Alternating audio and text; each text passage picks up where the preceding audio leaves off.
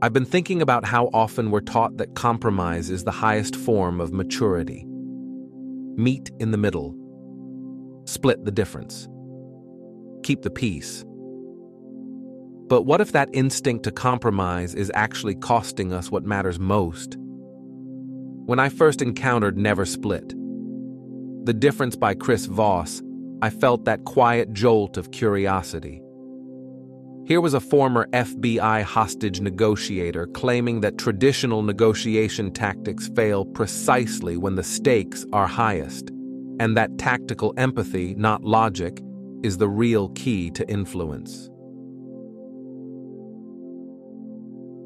When I started reading Never Split the Difference, I expected something intense and tactical, a manual on hostage negotiation strategies filled with psychological maneuvers and high-pressure persuasion techniques.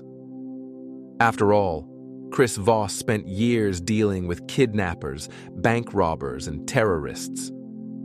I assumed this would be about control, dominance, and outsmarting the other side. What surprised me was how human the book felt.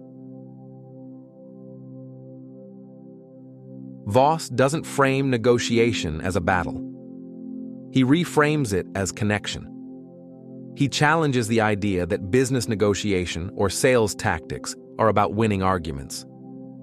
Instead, he insists they're about understanding the emotional landscape of the person across from you. That insight shifted something in me.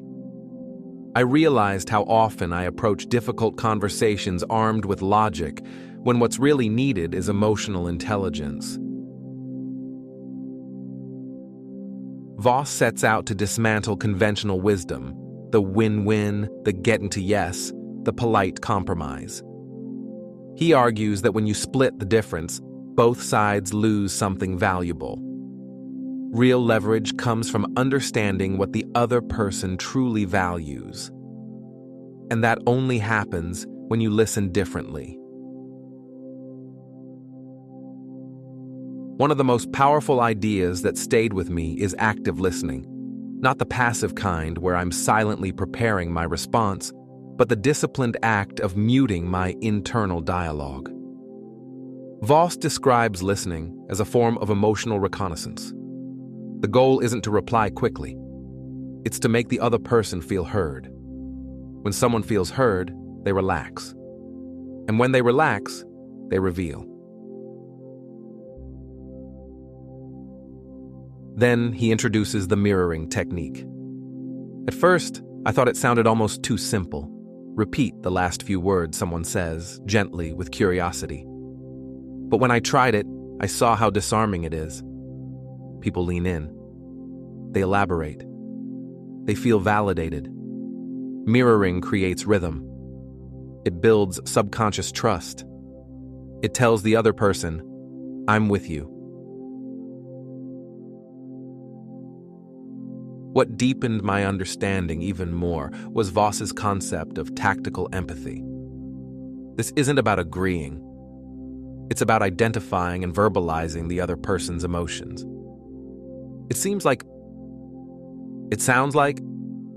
when I began practicing this, I noticed how quickly tension diffuses. Naming an emotion doesn't intensify it, it softens it. It shows awareness. It builds safety. And safety is everything in negotiation. Voss talks about the importance of getting to, that's right.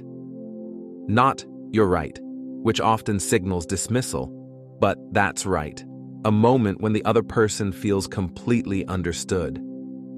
I started noticing how rare that phrase is in everyday conversations. When someone says, that's right, they're acknowledging that you've captured their perspective accurately. It's a turning point. A subtle but powerful shift. Another insight that transformed how I think about influence psychology is the use of calibrated questions. Instead of pushing demands, Voss suggests asking open-ended how and what questions. How am I supposed to do that? What about this feels unfair? These questions move the conversation forward without confrontation. They give the illusion of control to the other side while guiding them toward a solution that works for you.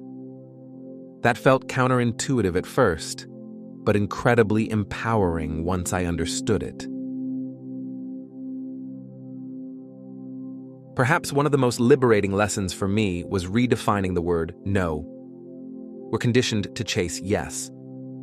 But Voss explains that no makes people feel safe. It establishes boundaries. When I stopped fearing no and started inviting it, conversations became more honest, less performative, more grounded. No wasn't rejection. It was the beginning of real dialogue. He even dives into tone of voice, the calm, slow, reassuring cadence he calls the late-night FM DJ voice. When I experimented with slowing down, lowering my tone, and embracing silence instead of filling it, I felt the dynamic shift. Silence became strategic. Pauses became powerful. I realized that confidence isn't loud, it's measured. As I moved through the book, I stopped seeing negotiation as a transactional skill and started seeing it as a relational one. These tools aren't just for hostage situations or high-level business negotiation.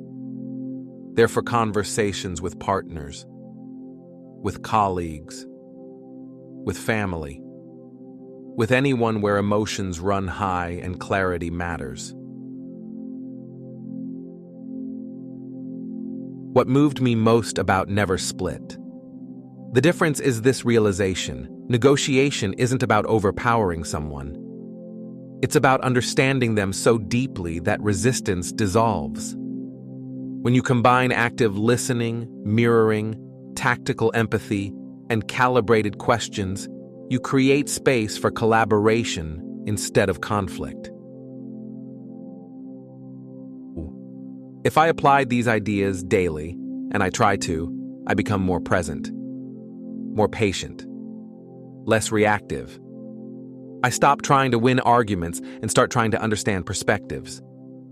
And in doing so, I notice something surprising. I often get better outcomes than I would have through force. This book reshaped the way I see persuasion techniques. It showed me that influence isn't about clever scripts, it's about emotional awareness. It reminded me that people make decisions emotionally and justify them logically. When I respect that truth instead of fighting it, everything changes. Imagine approaching your next difficult conversation not with defensiveness, but with curiosity. Not with demands, but with calibrated questions. Not with compromise for the sake of peace, but with clarity about what truly matters.